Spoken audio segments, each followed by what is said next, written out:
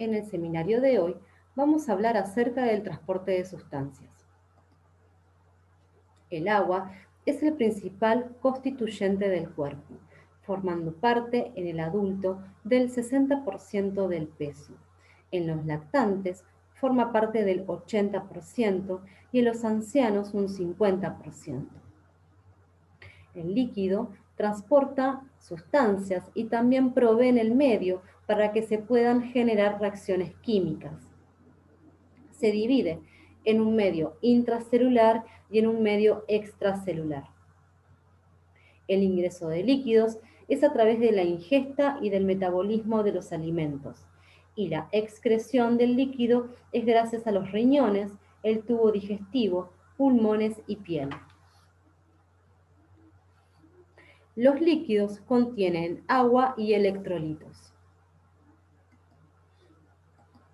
En el líquido extracelular, el elemento catión más importante es el sodio. En el líquido intracelular, el más importante es el potasio. Esto es así gracias a la bomba de sodio-potasio. El movimiento de solutos se realiza tanto a través del transporte pasivo como activo. El agua lo hace por mecanismos pasivos, la ósmosis, a través de canales que se llaman acuaporinas. La difusión es el movimiento de solutos desde el lugar donde existen en mayor concentración hacia el lugar donde existen en menor concentración. La ósmosis es el transporte de líquido desde aquel lugar donde existe menor concentración de solutos hacia donde existe mayor concentración de solutos. Por lo tanto, los mecanismos de transporte pueden ser pasivos o activos. Los pasivos no requieren de gasto de energía, por ejemplo, la difusión y el arrastre por solvente. Este último se produce por un flujo de solvente en una dirección, arrastrando consigo algunas moléculas de soluto. El transporte activo utiliza energía para transportar sustancias en contra de su gradiente de concentración. El transporte activo secundario aprovecha este gradiente creado por el transporte activo y utiliza el gradiente de difusión.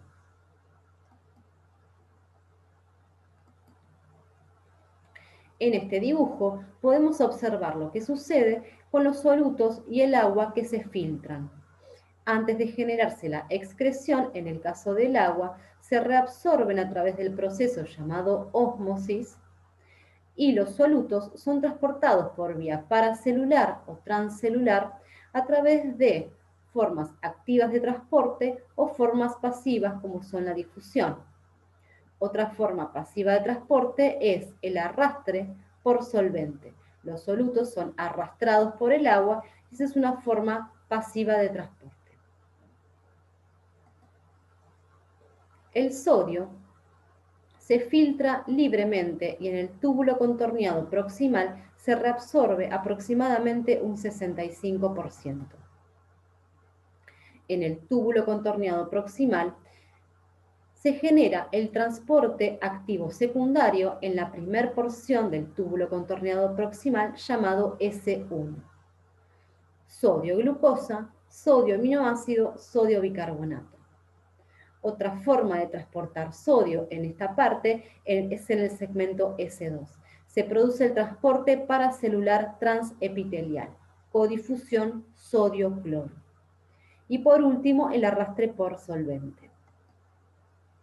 Por lo tanto, en S1 se realiza el cotransporte sodio-protón, sodio-glucosa, sodio-aminoácido.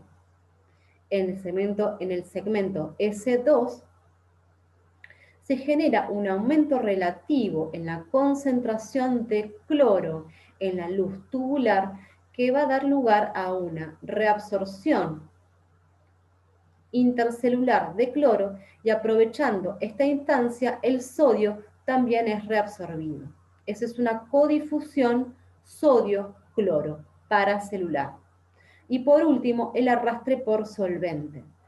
El arrastre del agua arrastra el sodio, calcio cloro, potasio y magnesio. En este caso, hablamos del sodio. Asa de Henle. Es la zona más vulnerable a la necrosis tubular aguda porque es la menos irrigada. Se produce la reabsorción del 25% del cloruro de sodio filtrado, también del potasio, calcio y bicarbonato. Se reabsorbe un 15% del agua filtrada a través de el cotransportador vía transcelular sodio-potasio 2-cloros. Esto es una forma de transportar sodio, por supuesto. Es inhibida por el uso de furosemida o por los diuréticos de ASA. Otra forma de transportar sodio en este nivel son los canales interepiteliales. Esta es una vía paracelular pasiva, no utiliza energía. Como es una zona muy vulnerable a la hipoxia, es una forma muy importante de reabsorber sodio en el caso de la insuficiencia renal aguda.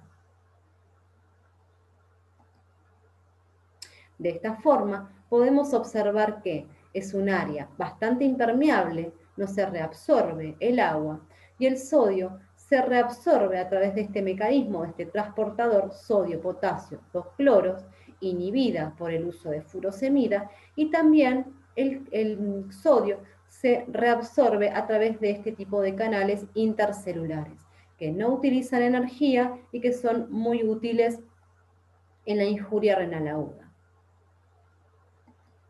Nefrona distal, túbulo contorneado distal, túbulo colector. El sodio se reabsorbe, entre otros solutos, entre un 7% y el agua entre un 8 y un 17%. En esta región es controlado por el sistema nervioso autónomo y regulado por factores neurohumorales. Túbulo contorneado distal. Es bastante impermeable al agua. En esta forma se utiliza una bomba cotransporte sodio-cloro inhibida por diuréticos tiacídicos. Acá vemos que es bastante impermeable al agua y la reabsorción de sodio se lleva a cabo por el transportador sodio-cloro inhibida por la hidroclorotiazida. Túbulo colector. El túbulo colector tiene uniones muy estrechas, no permite el transporte paracelular de sodio, como sí sucede en las áreas anteriores, y tenemos las células principales. En este caso, encontramos los canales epiteliales de sodio, que son activadas por la aldosterona, son inhibidas por la presencia de amiloride, inhibidas por el factor natriurético atrial, inhibidas por la presencia de las prostaglandinas. De esta forma, observamos cómo a lo largo del túbulo colector, desde la corteza hasta la región medular, se va generando un gradiente eléctrico. Este gradiente eléctrico se genera gracias a la reabsorción activa de sodio por los canales de sodio. Finalmente, cuando llegamos casi a la región de la médula, tenemos concentraciones de sodio muy bajas y un aumento relativo en la concentración de cloro, generando carga en la luz tubular relativamente negativas.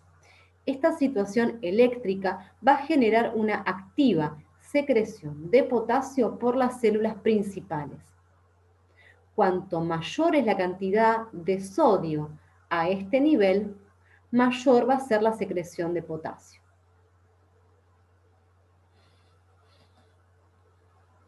Por lo tanto, si tenemos en cuenta que el glomérulo filtra 180 litros de plasma por día y que se excretan 1.8 litros por día con menos del 1% del agua y de los solutos filtrados, quiere decir que todo a lo largo del sistema de túbulos se genera una activa reabsorción de agua y de solutos.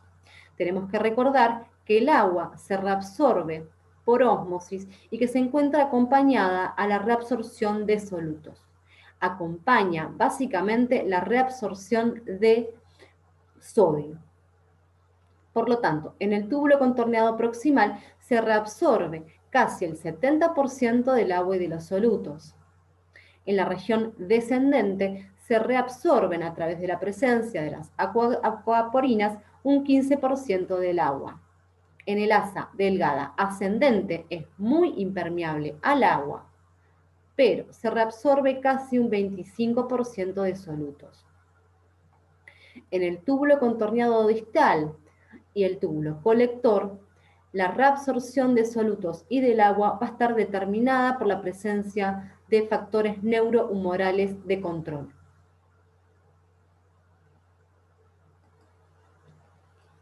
Transporte de glucosa. La glucosa se filtra libremente. Se reabsorbe exclusivamente en el túbulo contorneado proximal. En el sector S1 se utiliza un cotransporte glucosa-sodio SLGT2 de baja afinidad e inhibida por la fluoricina. En el sector S3 existe un cotransporte glucosa-galactosa 2 sodios, llamada SGLT1 y es de alta afinidad. También tenemos una familia de proteínas que se llaman familias GLUT, que se encuentran transportando la glucosa desde la célula hacia el líquido intersticial. Por lo tanto, en S1 se llaman GLUT2 y en S3 se llaman GLUT1. Una vez presentes en el líquido intersticial, la glucosa por difusión se dirige al capilar peritubular. TM, transporte máximo. Muchas sustancias que se reabsorben por transportadores lo hacen a una velocidad determinada, que se llama TM.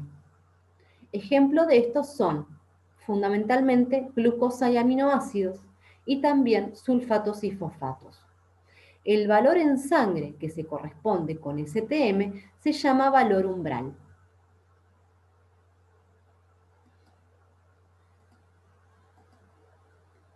En el caso de la glucosa, el valor umbral en sangre es de 200 miligramos decilitro y es el valor a partir del cual hay glucosuria. Por lo tanto, a medida que aumenta la concentración plasmática de glucosa, lo que va a suceder con la excreción es que va a aumentar la excreción de glucosa en la orina. A medida que aumenta la concentración plasmática de glucosa, aumentará la carga filtrada de glucosa.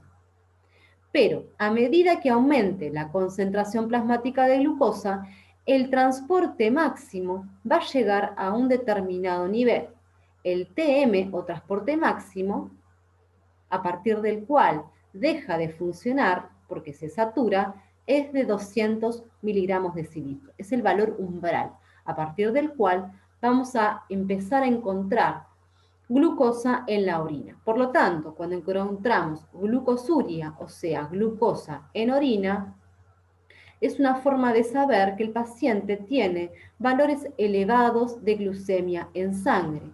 Al saber que el valor umbral es de 200 miligramos decilitro, si encontramos glucosuria, sabemos que ese paciente ha tenido valores por encima, siempre, de 200 miligramos decilitro, lo cual es equivalente a decir que tuvo un mal control metabólico.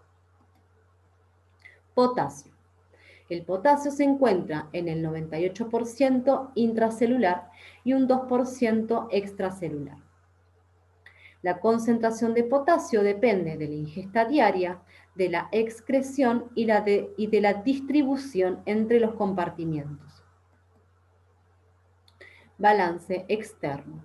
Ingestión 100.000 equivalentes por día. Depende de la dieta. En el líquido extracelular es de un 2%. A partir de aquí se genera la excreción de potasio en un 90% a través del riñón y en un 10% a través de las heces. También existe un balance interno entre el líquido extracelular y el líquido extracelular. en el líquido intracelular, que es de un 98% de potasio, y en el líquido extracelular con un 2% de potasio. Existe un intercambio de potasio entre un compartimiento y el otro. Esto se debe mantener en un equilibrio.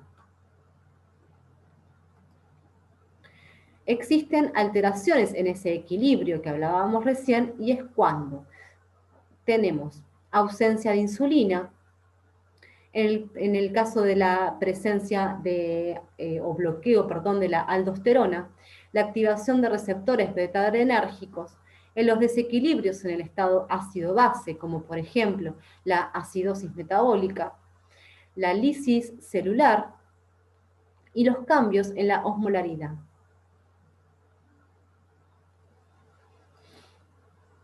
En el riñón, el metabolismo del potasio se filtra un 100% de la carga filtrada. La reabsorción sucede un 65% en el túbulo proximal y un 30% en el asa de Henle.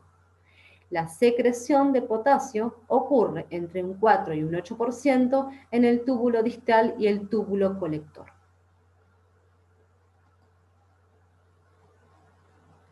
En el túbulo proximal, la reabsorción de potasio se realiza a través del arrastre por solvente.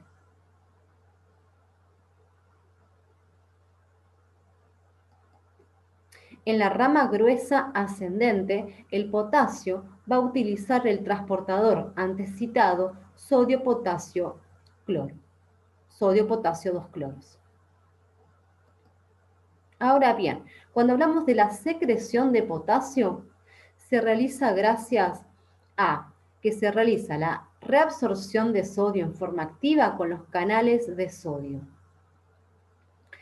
Esta reabsorción de sodio va a generar un cambio relativo en la polarización de la luz tubular, generando un ambiente relativamente negativo. Este aumento de la negatividad de la luz tubular por la reabsorción de sodio va a generar la secreción de potasio por las células principales. De esta forma, como hablábamos anteriormente, vamos a ver en el túbulo colector cómo a lo largo de la luz tubular, a medida que aumenta la reabsorción de sodio y aumenta la presencia, la concentración de cloro dentro de la luz del túbulo, esta negatividad relativa de la luz tubular va a generar la secreción de potasio por las células principales, siendo este el mayor mecanismo de secreción de potasio. La regulación de potasio es a través de la actividad de la bomba sodio-potasio, a través del gradiente electroquímico y a través de la permeabilidad de la membrana al potasio. Los factores de regulación están determinados por la cantidad de potasio en el líquido extracelular, por la presencia de la aldosterona, por la oferta distal de sodio y por las alteraciones en el estado ácido-base. Aumento de potasio en el LEC. En general sucede cuando hay un aumento en la ingesta de potasio. Este aumento de potasio en el LEC, en el líquido extracelular, va a generar un aumento en la activación de la bomba de sodio-potasio. Va a aumentar el gradiente electroquímico, va a aumentar la síntesis de los canales de potasio, que van a generar mayor secreción de potasio, y también genera un aumento de aldosterona. El aumento de la aldosterona generará un aumento de la síntesis de los canales de potasio y también activarán la bomba sodio-potasio. Recordemos que la aldosterona actúa sobre receptores intracitoplasmáticos. La activación de estos receptores intracitoplasmáticos van a promover la realización de proteínas que finalmente harán los canales de sodio. Por lo tanto, el aumento de la aldosterona generará un aumento finalmente en la reabsorción de sodio. Esto se encuentra inhibido por la amilorida y la aldosterona a este nivel se encuentra inhibida por la presencia de la espironolactona.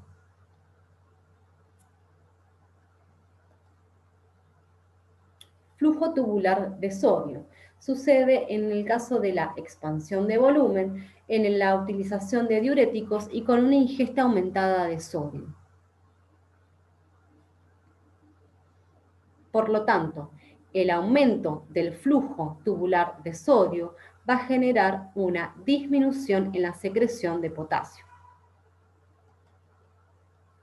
Alteraciones en el estado ácido-base. La acidosis metabólica aguda va a generar un aumento en la presencia de protones. Esto finalmente generará una disminución de la actividad de la bomba de sodio-potasio y una disminución del número de canales de potasio. Por lo tanto, va a generar una hipercalemia, un aumento de potasio.